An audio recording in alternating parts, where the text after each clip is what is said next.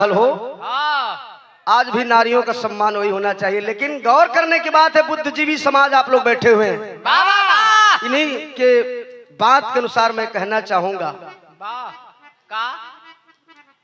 कि क्या इतनी महिला सदियों से चाहे वैदिक परंपरा से दबाई गई हैं या उन्हें तुच्छ समझा जाता है। ज्योति जी की अगर दो पुरुष अगर आपस में लड़ते हैं तो उसमें महिलाओं का ही मर्यादा लूटते हैं। गाली किसको देते हैं? महिलाओं को। यहाँ तक कि महिलाएं भी आपस में यदि लड़ती हैं तो वो भी गाली किसको देती हैं? महिलाओं को। क्या पुरुष के ऊपर कोई गाली बनी है? नहीं बना बाबूजी। ये कहीं न कहीं समाज में बहुत बड़ी विडंबना है कि अगर पुरुष अपने में बात करता है, लड़ता है, तो महिलाओं को गाली देता है। महिला भी अगर आपस में लड़ती है, झगड़ती है, तो महिलाओं को ही गाली देती है। आखिर महिला है क्या? इस समाज को बदलना होगा। अभी संविधान का दौर चल रहा था, हम लोग एक बार गए थे उसमें लोकगीत गाने के लिए। एक समझा रहे थे, हम लोगों को बताए कि अगर आप लोग अपना चार्ट पर गाली लिख कर दीजिए तो मैं जानूंगा कि आप लोग कितने गाली लिखते हैं। सभी लोगों ने गाली लिखा, उसमें नाम नहीं लिखा गया, सभी लोगों ने गाली लिखा, लेकिन उसका जब वजन किया गया तो उसमें सारी गालियां जो है महिलाओं के खिलाफ। कोई ऐसा गाली नहीं जो पुरुषों को दिया जाए। तो अब से ये प्रथा, ये नियम हमको और आपको बदलना होगा। महिलाओं को भी उसी सम्मान की दृष्टि से देखना होगा, तब सुंदर समाज और स्वच्छ समाज की स्थापना होगी बाबूजी। क्या बात है। आइए एक लाइन हल्का सा इनके गाना के ऊपर हल्का सा हमके याद आ गल, कौनो उहो मेहरारुअर हल्का कलश।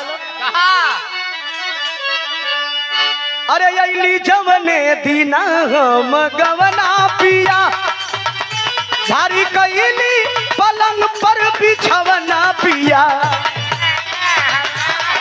गवना पिया, झारी कैली पलंग पर बिछवना पिया।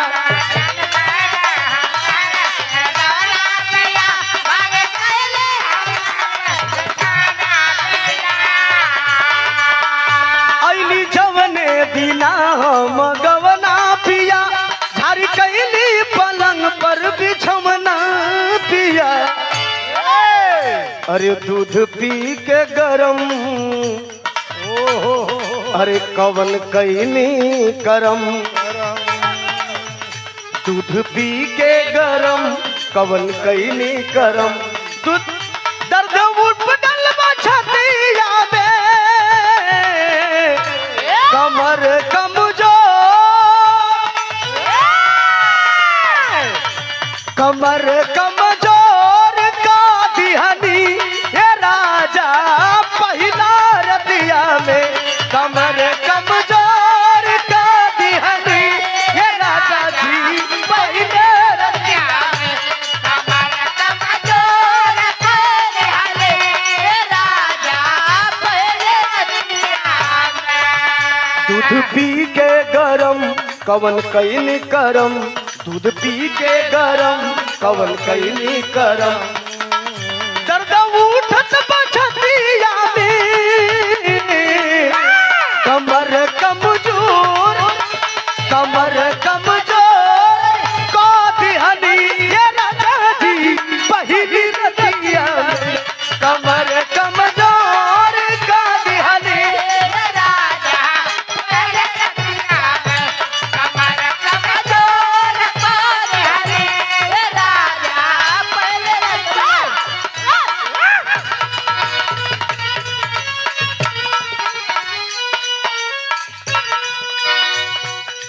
अरे पागल कहेला ना रे लोगवा, पागल कहेला ना,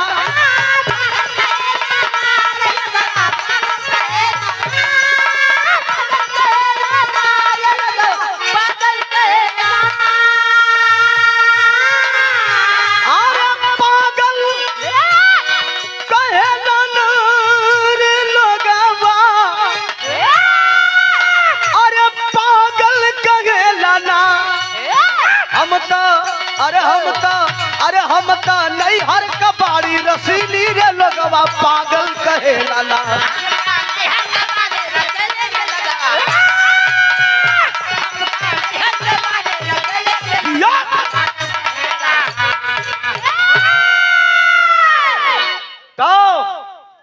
एक बिरहाई हरो से हो जाते नहीं सब खानदानीय हो कैसे आवा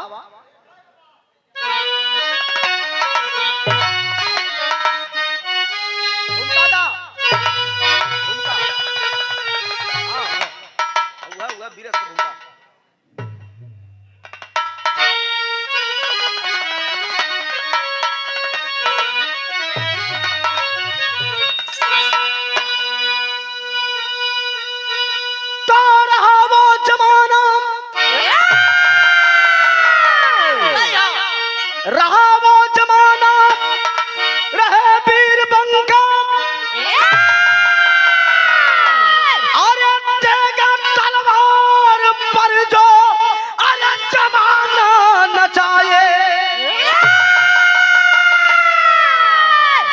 अखंड भारत का बागडोर हाथों में लेकर अरे अखिल विश्व विजय का है टंका बजाए यदुवंश भूषण रहे प्रिय भौरिक